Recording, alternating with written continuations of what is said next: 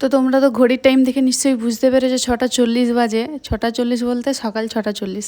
তো আমি যখন ঘুম থেকে উঠেই দেখি আমাদের ঘরে সব একদম জোগাড় শুরু হয়ে গেছে। Hello everyone, welcome back to my another mini blog. আমি চলে এসেছি পূজা আবার একটা নতুন ভিডিওতে। তোমাদের অনেক অনেক অনেক ভালোবাসা। তো আমার শারীরিক কন্ডিশন অনেক দিন ধরে একটু ভালো না থাকার কারণে আমি কোনো ব্লগ ভিডিও শেয়ার করতে পারছি না। তোমরা একটু অ্যাডজাস্ট করে নাও। তার পরিবর্তে কিন্তু আমি রিল ভিডিও মোটামুটি আপলোড করার চেষ্টা করছি, ডেলি একটা দুটো করে। সকাল সকাল তো সব কিছু অ্যারেঞ্জমেন্ট শুরু হয়ে গেছে, মানে জোগাড় শুরু হয়ে গেছে সব কিছু, রান্নাবান্না খাওয়া দাওয়ার সব কিছুই। তো তাই জন্য আমিও কেন বেকার বসে থাকবো, তাই আমিও রেডি হতে শুরু করলাম। যেহেতু টাইম ছিল খুব সীমিত, 8টা থেকে 11টার মধ্যে আমাকে দেবে, তো তাই জন্য আমাকে বলেছিল তাড়াতাড়ি রেডি হতে। এটা একটা শুভ কাজের মধ্যে পড়েই বললেই চলে, তো তার জন্য একটা টাইম মেনটেন করাটা খুবই জরুরি। তাই জন্য একটা টাইম ধরে আমাকে দেওয়ার কথা ছিল, তো তাই জন্য আমাকে বলেছিল রেডি হতে তাড়াতাড়ি। যেরকম রেডি হতে বলেছিল তেমন কিন্তু তারাও জোগাড় শুরু করে দিয়েছিল সেই ভোর 5টা থেকে উঠেই। যেহেতু 11টার মধ্যে সব কিছু দিতে হবে, তার জন্য কিন্তু তারাও খুব ব্যস্ত হয়ে গেছিলো সকাল সকাল। শাড়িটা দেখে কি তোমরা চিনতে পেরেছো? তোমাদেরকে কিছুদিন আগে একটা ব্লগ ভিডিওতে আমি শেয়ার করেছিলাম, যেহেতু আমাদের মার্কেটিং হয়েছিল তখন বলেছিলাম, সেই সময় আমি এই শাড়িটা কিনেছিলাম। শাড়িটা দেখে তোমাদের কেমন লেগেছে অবশ্যই আমাকে কমেন্ট করে জানাবে। তো আমি চেয়েছিলাম একটু সাউথ ইন্ডিয়ান স্টাইলে একটু লুক আনতে, কিন্তু এখানে সময় খুব কম থাকার কারণে এখানে হয়ে ওঠেনি। তো যেই রকম যতটা পেরেছি ততটা আমি করেছি সীমিত সময়ের মধ্যে। শাড়িটার সঙ্গে জুয়েলারিগুলো কেমন লেগেছে একটু তোমরা কমেন্ট করে জানাবে।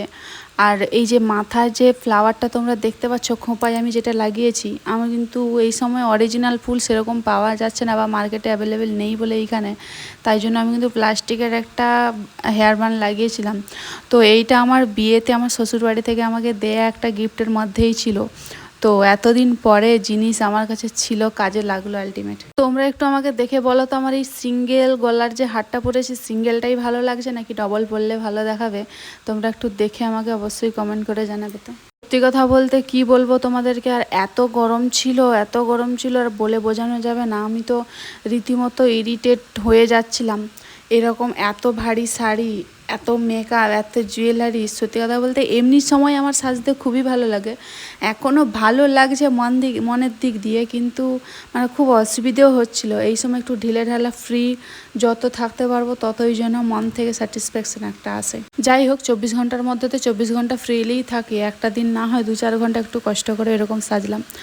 শুধু দুটো গলার হার পরতে যদি আমার এত সময় লাগে, তাহলে পুরো একদম কমপ্লিট মেকআপ, শাড়ি, জুয়েলারি সব কিছু তাহলে আমার কত টাইম লাগবে? তাহলে তোমরা একবার ভেবে দেখো তো কত সময় লেগেছে আমার সাজুগুজু করতে। যে আজকে এই জুয়েলারিটা পরেছি সাউথ ইন্ডিয়ান স্টাইলের, এটা কিন্তু আমি যখন সাউথে ছিলাম, মানে পড়তে যখন ছিলাম ওখানে, তো তখন আমি সেইখান থেকেই কিনেছিলাম, কিন্তু আমার খুব পছন্দ হয়েছিল। এতে কিন্তু অনেক কিছুই একসঙ্গে সেট ছিল। তো আমি এখানে শুধু কানের আর গলারটাই খালি পরার চেষ্টা করেছিলাম।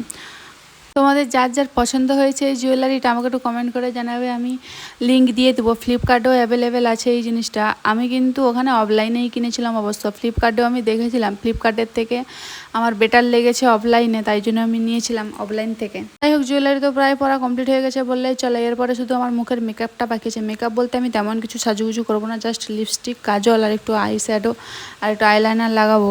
ওইটা ছাড়া কি আর মেকআপ যায় বলো তোমরা? যাই হোক, আমার এই ফাইনাল লুকটা তোমাদের দেখে কেমন লাগলো অবশ্যই কমেন্ট করে জানাবে। তারপরে আমি চলে এসেছিলাম, যেহেতু টাইম খুবই কম ছিল, বলছিলাম তোমাদেরকে প্রথমেই, আমাকে তাড়াহুড়ো করে চলে আসতে হয়েছিল, তাই জন্য মাঝখানে ক্লিপ নেওয়াই হয়নি একদম।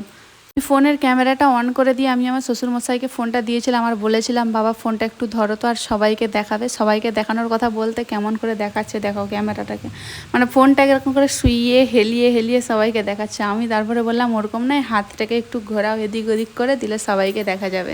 যেহেতু প্রথমে বললাম টাইম খুবই কম ছিল, তাই জন্য আমি কিন্তু বসে পড়েছিলাম। আমি প্রথমে খেয়ে নিয়েছিলাম একটুখানি, মানে আমাকে খাইয়ে দিয়েছিল একটুখানি। তারপরে কিন্তু তোমাদের দাদাভাই ফুল দিয়ে ভালো করে সাজাচ্ছিল ফটোশ্যুট করা হবে বলে। কিন্তু আমাদের বাড়িতে কোনো আত্মীয় আসেনি, মানে আত্মীয়দের সব ডাকা হয়েছিল, কিন্তু কারুর সেরকম সুযোগ হয়ে ওঠেনি, বলতে কাজ মানুষের থাকতেই পারে, তো তাই জন্য কেউ আসেনি সেরকম। কিন্তু পরে আমার সঙ্গে এসে দেখা করে গেছিলেন। হলে কিন্তু আমরা বাড়িতে বাড়িতে সবাই মিলে একসঙ্গে অনেক মজা করেছি। সত্যি কথা বলতে আমি তোমাদেরকে একটা ভিডিওতে আগে বলেছিলাম অবশ্য, যে আমাদের বাড়িতে যখন কিছু হয় আমরা বাড়ির সবাই মিলে একসঙ্গে বসে ওই জিনিসটাকে আনন্দ উপভোগ করি। এই জিনিসটা কিন্তু খুব ভালো একটা দিক আমাদের বাড়ি, আমি দেখে যেটা খুব খুশি হয়েছিলাম। আমাদের দাদাভাই তো ফুল দিয়ে সাজাচ্ছিল, তো আমাদের দাদাভাই শুধু সাজালে হবে আর আমি বসে থাকলে কি হবে, তাই জন্য ওর সঙ্গে আমি একটু হাতে হাতে লাগিয়ে দিয়েছিলাম। আমার তো কি হয়েছে, আমি কি তাহলে কাজ করবো না, না করতে পারবো না? আমাদেরকে একটা জিনিস দেখাবো, তোমরা খালি জাস্ট দেখো আমাদের সুপারভাইজারের কন্ডিশন দেখো। সুপারভাইজারের কিন্তু যেটা পছন্দ হয়েছে সেটা নিয়ে পুরো সাইড হয়ে গেছে, খেতে বসে পড়েছে।